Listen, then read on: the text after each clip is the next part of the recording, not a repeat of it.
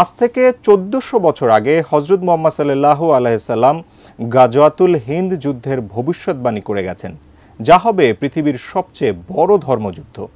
এই যুদ্ধ সংঘটিত হবে ভারতবর্ষে কাফের ও মুসলমানদের মধ্যে, যে যুদ্ধে নিশ্চিতভাবে বিজয় হবে মুসলমানদের। কিন্তু কবে আসবে এই গাজওয়াতুল হিন্দ, আর ইমানদার মুসলিমদের জন্য কতটা গুরুত্বপূর্ণ এই যুদ্ধ, বিস্তারিত জানাচ্ছেন আরিফ হাসান। গাজওয়া শব্দের অর্থ হলো অভিযান, আর হিন্দ হলো স্থানের নাম। 1400 বছর আগে বর্তমান ভারত, বাংলাদেশ, মায়ানমার, শ্রীলঙ্কা, আফগানিস্তান, পাকিস্তান, নেপাল ও ভুটানকে বলা হতো হিন্দ, অর্থাৎ ভারতীয় উপমহাদেশকে বলা হতো হিন্দ বা হিন্দুস্তান। পবিত্র হাদিস শরীফে গাজওয়াতুল হিন্দ সম্পর্কে বলা হয়েছে, এটা হবে পৃথিবীতে কাফের বা মুশরিকদের সাথে মুসলমানদের বৃহত্তর জিহাদ। এই যুদ্ধে হিন্দুস্তানের মোট মুসলিমদের 1/3 শহীদ হবেন, এক অংশ পালিয়ে যাবে এবং শেষ অংশ জিহাদ চালিয়ে যাবে এবং চূড়ান্ত বিজয় লাভ করবে। সুনানে নাসাই এবং অন্যান্য হাদিস গ্রন্থে এসেছে, রাসূল সাল্লাল্লাহু আলাইহি ওয়াসাল্লাম বলেছেন, আমার উম্মতের একটি দল হিন্দে যুদ্ধ করবে, আল্লাহ তাদের বিজয় দান করবেন। তারা ভারতবর্ষের রাজাদের বন্দী করবে এবং আল্লাহ তাদের ক্ষমা করে দেবেন। কিন্তু এই যুদ্ধ এতটাই ভয়াবহ হবে যে অল্প কিছু সংখ্যক মুসলিমই বেঁচে থাকবেন বিজয়ের উল্লাস করার জন্য।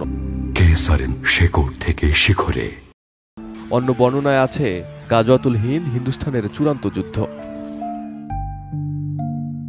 রাসূলুল্লাহ সাল্লাল্লাহু আলাইহি ওয়াসাল্লাম একদিন পূর্ব দিকে তাকিয়ে বড় বড় নিঃশ্বাস নিচ্ছিলেন। এমন এক সময় এক সাহাবী রাসূলুল্লাহ সাল্লাল্লাহু আলাইহি ওয়াসাল্লামকে জিজ্ঞেস করলেন, ইয়া রাসূলুল্লাহ, আপনি এমন করছেন কেন? রাসূলুল্লাহ সাল্লাল্লাহু আলাইহি ওয়াসাল্লাম বললেন, আমি পূর্ব দিকে বিজয়ের গন্ধ পাচ্ছি। সাহাবারা জিজ্ঞেস করলেন, ইয়া রাসূলুল্লাহ, আপনি কিসের বিজয়ের গন্ধ পাচ্ছেন? রাসূলুল্লাহ সাল্লাল্লাহু আলাইহি ওয়াসাল্লাম বললেন, পূর্ব দিকে মুসলিম ও মুশরিকদের সাথে যুদ্ধ শুরু হবে। যুদ্ধটা হবে অসম। মুসলিম সেনাবাহিনী থাকবে সংখ্যায় সীমিত, কিন্তু মুশরিক সেনাবাহিনী থাকবে সংখ্যায় অধিক।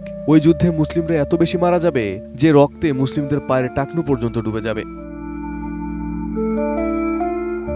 রাসূলুল্লাহ সাল্লাল্লাহু আলাইহি ওয়াসাল্লাম সাহাবীদের বলেন, যুদ্ধে মুসলিমরা 3 ভাগে বিভক্ত থাকবে। এক ভাগ বিশাল মুশরিক বাহিনী দেখে ভয়ে পালিয়ে যাবে, তারাই হলো জাহান্নামী। আর এক ভাগ সবাই যুদ্ধে শহীদ হবেন।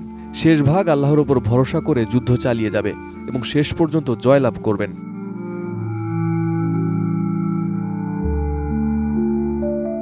রাসূলুল্লাহ সাল্লাল্লাহু আলাইহি ওয়াসাল্লাম এই যুদ্ধকে বদর যুদ্ধের সমতুল্য বলেছেন। তিনি বলেছেন, ওই সময় মুসলিমরা যে যেখানেই থাকুক না কেন, তারা যেন সেই যুদ্ধে শরীক হন।